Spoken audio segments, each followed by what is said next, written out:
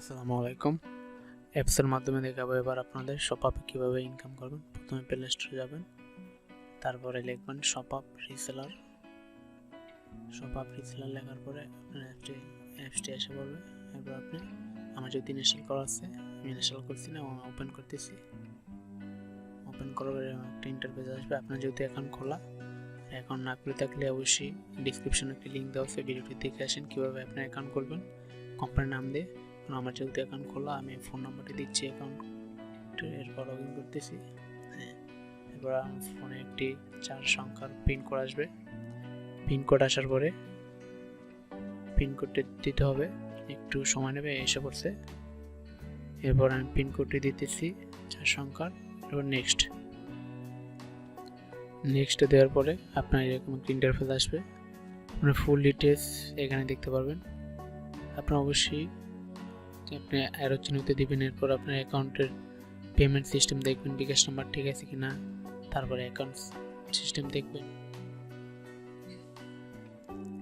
যে আপনার আমার বিকাশ দেওয়া আছে, এটার জন্য এটাই দেখাচ্ছে, সমস্যা নেই। এরপর আপনি দেখবেন আপনার কোম্পানির নাম ঠিক আছে কিনা, এই জন্য শপআপ ইনফরমেশন যাবেন। এরপর দেখবেন যেমন আমার পেজের নাম ঠিক আছে, এবার উপরে লোগো দেওয়া আছে, আপনার লোগো থাকলে লোগো আপলোড করে দেবেন।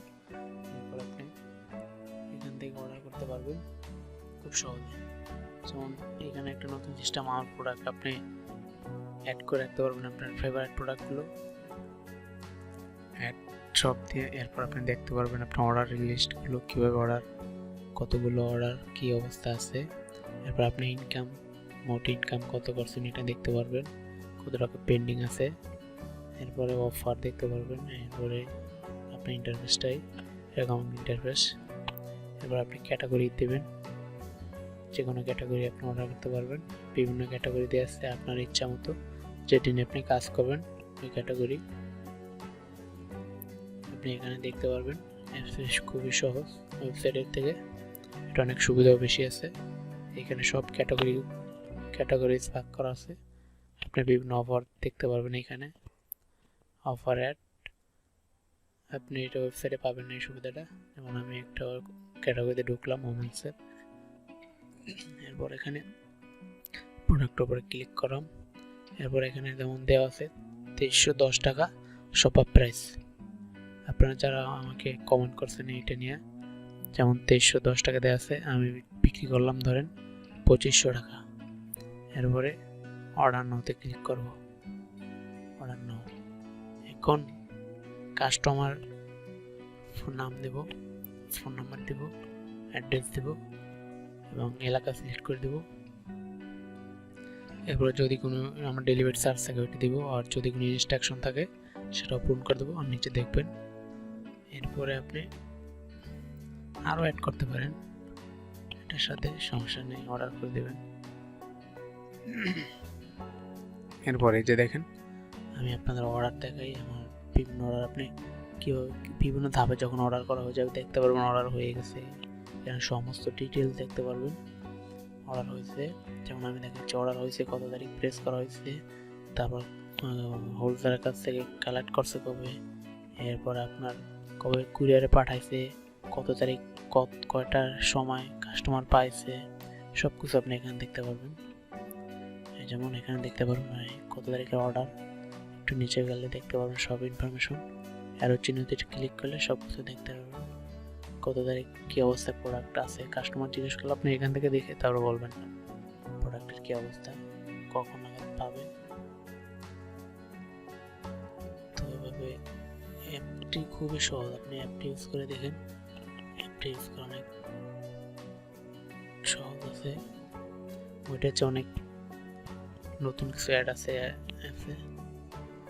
এরপরে আপনি পেমেন্ট দেখতে পারবেন, পেমেন্ট কোন অর্ডার থেকে পেমেন্ট আসলো, আপনার কত টাকা, কোন অর্ডার ক্যান্সেল, সব কিছু এখানে দেখতে পারবেন।